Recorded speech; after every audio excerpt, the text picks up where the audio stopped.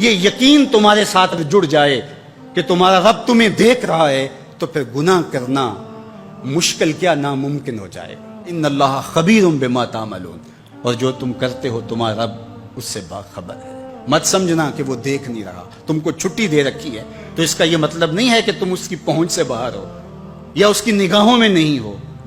تمہارے ایک ایک لمحے کو وہ دیکھ رہا ہے، ایک ایک ساعت کو ملاحظہ کر رہا ہے۔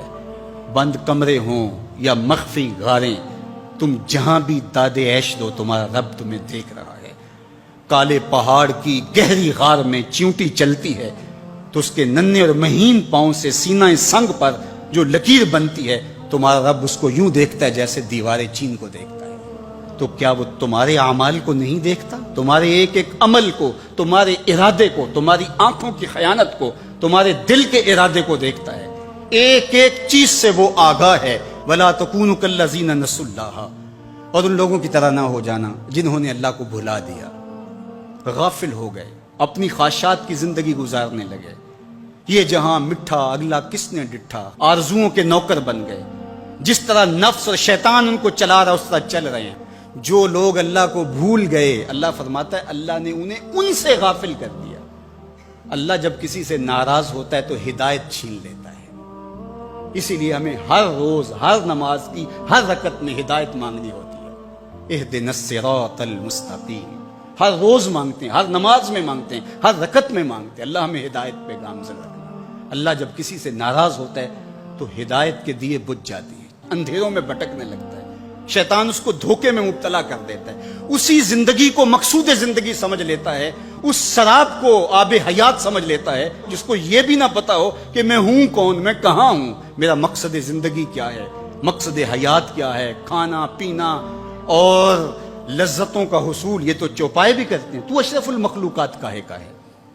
یہ زندگی تو ان کی بھی ہے کہ وہ اچھا کھاتے ہیں، تم تو ایک پاؤ بھر گوشت کھا لیتے ہو اور شیر روز ایک ہرن چاٹ جاتا ہے، وہ تیرے سے زیادہ کھاتا ہے، تیرے سے زیادہ طاقتور ہے۔ ہاتھی کا جسم تیرے سے کہیں بڑا ہے، پرندے ہواؤں میں اڑتے ہیں، مچھلی پانی کی تہوں میں اتر جاتی ہیں، عقاب کی نظروں اور بلندی پرواز کی دیکھنے والی ہوتی ہے، کرگس کہاں سے کہاں تک سونگ لیتی ہے، ان کی قوت شامہ تیرے سے بڑی ہے، لیکن اس کے باوجود بھی افضل تو، اشرف بھی تو، اور اللہ نے اپنی نیابت کا تاج تیرے سر پہ رکھا ہے۔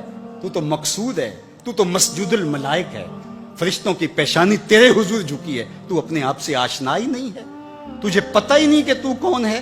تو خدا کو بھول کے سمجھا کہ میری زندگی آزاد ہو گئی، اب میں جو چاہوں کروں، میں خدا کا بھی انکار کر دیا، بھلا دیا اس کو۔ کہا جب خدا کو تو بھولا تو خود کو بھول گیا، زندگی کے مقصد کو تو نے فراموش کر دیا۔ اب بھٹکتا ہے ارض فلات میں، جنگل میں پڑے ہوئے خشک پتے کی طرح، جس کو ہوائیں کبھی ادھر اڑا دیتی ہیں کبھی ادھر اڑا دیتی ہیں۔ مقصد حیات کا علم نہیں ہے۔ خدا کو بھولنے کا یہ نتیجہ ہے جو تجھے بھگتنا پڑ رہا ہے۔ خدا آشنا ہو جا، خود آشنا ہو جائے گا، تجھے ذات سے آگہی ہو جائے گی، من کا شعور مل جائے گا، تجھے پتا چلے گا کہ میں کون ہوں، میری زندگی کا مقصد اور مقصود کیا ہے۔ تو اگر تو ایسا نہیں کرے گا تو اللہ تجھے تیرے سے بے خبر کر، تیری ٹانگیں نہیں توڑ دی جائیں گی، تیرا رزق نہیں چھین لیا جائے گا، تیری آنکھوں سے روشنی نہیں اچکی جائے گی، تیرے کانوں کی سماعت نہیں کھینچ لی جائے گی، یہ سب کچھ ہوگا لیکن مقصد زندگی نہیں۔ تو کہا اس قرآن سے جڑ جاؤ، اپنی زندگی کو مالک کے سپرد کر دو اور ایک ایک لمحہ مالک کی چوک